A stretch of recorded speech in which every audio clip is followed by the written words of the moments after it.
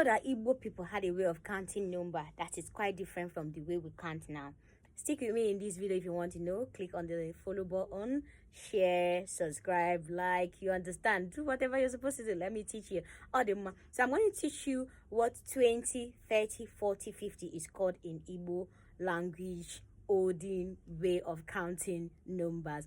But remember that from number 1 to 10 remain the same, except 2, which is called nabo, and 9, which is called iteite then, but it is now called itolu, or some people retain the iteite. Now let me tell you what 20 is called. 20 is called ogo. 20 bu ogo. If you don't call it ogo, get boya ohu.